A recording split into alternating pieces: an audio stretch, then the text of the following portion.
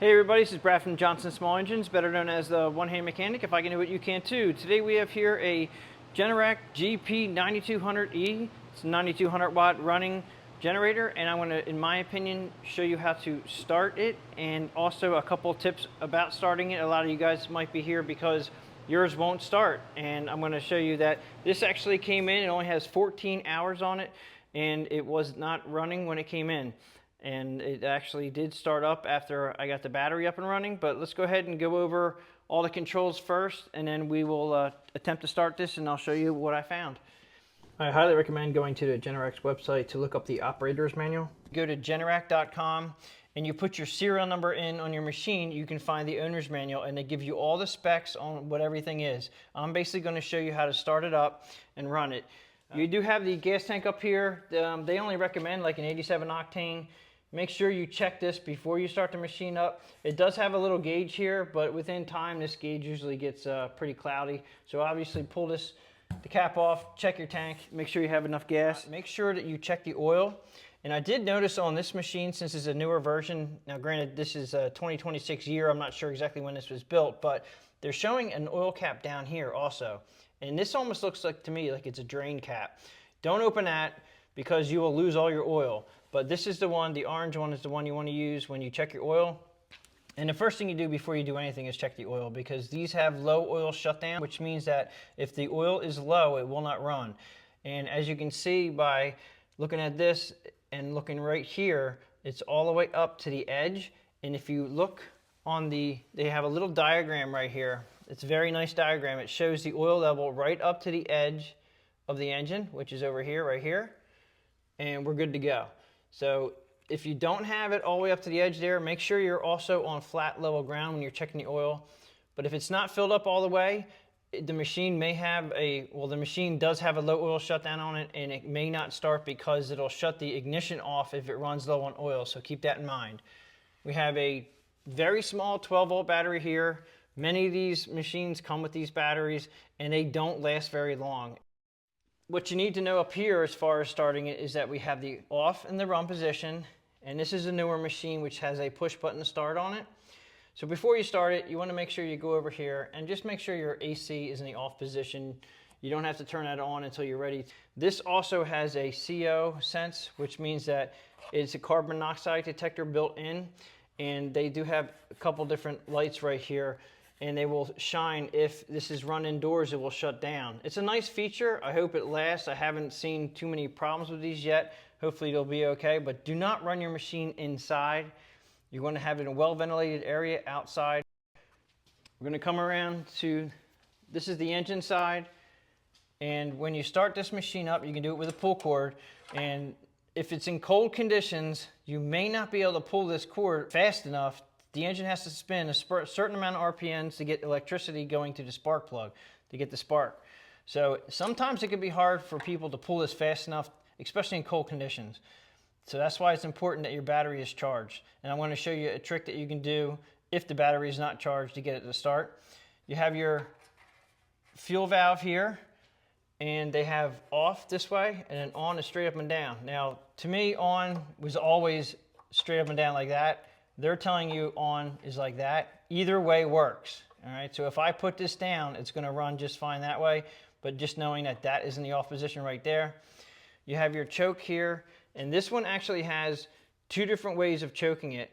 When you're starting it with the electric, you do not need to use this choke lever. You only use this choke lever when you're pulling it with the pull cord.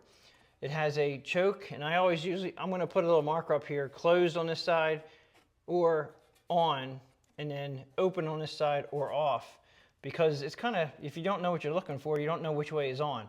On is all the way to the left, and if you're pull starting it, you're going to pull it here, and it's going to fire up hopefully and run, and then you have to take the choke off after you start it.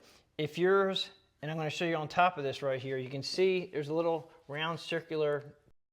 You come around here, this one has wires on it. This is an electronic choke. And when you start it with the electric start, it will automatically choke itself. It's a nice feature as long as the carburetor and everything is running right. Now, as far as, since we're here, and if you guys are having a hard time starting it, this is the carburetor, And this is the bowl of the carburetor, and this is where everything goes bad when fuel sits in small quantities for a long period of time, and it goes bad. So this fuel in here has to get sucked up into your engine for it to run. They give you this bolt right here on the side of the carburetor so you can drain the carburetor bowl in a circumstance that it won't run. This may help you get it running if it's a newer machine and the gas has not been sitting too long. So unscrew this. It's a 10mm socket or wrench. You take this out. Now you can use a Phillips head, but usually they strip. So 10mm socket or wrench. Take this out, drain it. Make sure you turn your fuel valve on and drain the whole system down from the gas tank through the carburetor. Yes, you should probably put something underneath here to catch the gas or have a rag. And yes, it's going to be messy, so obviously I would suggest using gloves if you're sensitive to fuel. Put the bolt back in. Make sure the fuel is turned on after it's flushed, and then try to start it again. So let's go ahead around to the battery. So this battery here is in dead condition because it's just sat too long without being charged. This generator does not charge the battery when it runs. Right over here, they have a little port that you're going to put your charger in. If you did not get a charger with your machine when you bought it, then go to the website, put in your serial number, and you'll be able to look up parts for the machine, order yourself one, and so you can always plug this in. Always do it like probably once a month, once every other month. Make sure this battery is charged. As far as ordering parts, you need your model and serial number off the machine, and locating it is a sticker. Right here on the back of the machine is where you're going to find your information. It's on the frame, so keep that in mind. I'm going to go ahead and turn your switch to run. You're going to push the start button once, and it's going to blink. You're going to wait a second, and then you're going to try to start it. If you hear that, that's 100% a dead battery.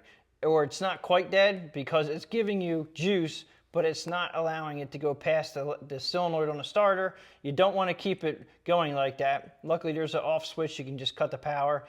Again, if you push it once, it's going to flash. Then you're going to start it. Turn it off. Now, this is where you can use your pull cord and start it, and we're going to try to do that in a minute, but I also want to show you that I have been using a 1000 peak amp jump starter. This is a lithium battery jump starter, and it's a very nice, I use it for picking up equipment that doesn't run, and it's been with me for about 2 years now. I have really good luck with it. You have to make sure you keep it charged, but what you want to do is you want to make sure you start with the positive, go back to the positive there. You're going to have to lift up your boot here to make sure you get a good connection. Right, and then you're going to put your negative on negative. Now this will show me when it's green that we're good to go, and we can try to start it. Now I'm going to start the machine up just like I showed you, and it should run because we don't have to worry about the choker or anything. It's electric. So turn it on. You can turn this once, wait a second.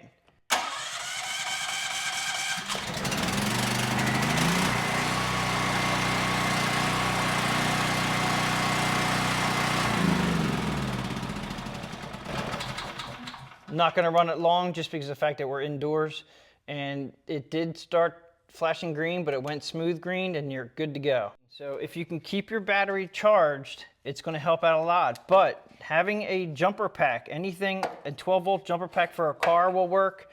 This right here is a perfect example. This came from Harbor Freight. I don't think there's anything that I can put for a link in the description, but if you have a place that you can get one of these, or even a car jumper pack, or a neighbor has a jumper pack, just be careful when you put your terminals on. Make sure you're always putting the positive on first and then to your negative.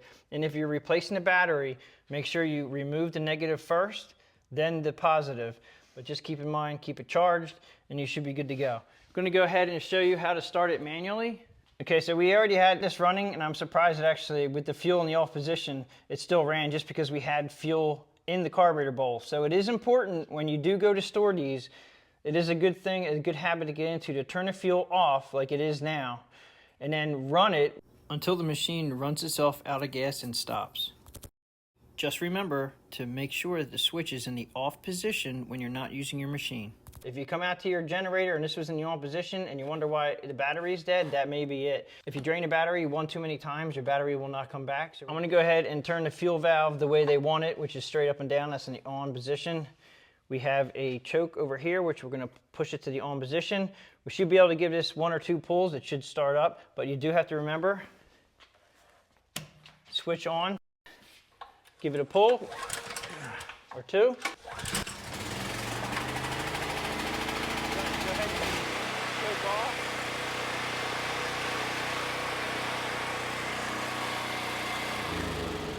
Just remember, when you go to turn this off, if you're done running it, turn your fuel in the off position, then let it run dry. That'll actually run the carburetor out. I personally will come around, after the engine stops running, I will turn the switch off, and then I'll come around here and undo this bolt. And if there's any little bit of fuel, it'll come out of here. Then you know it's drained.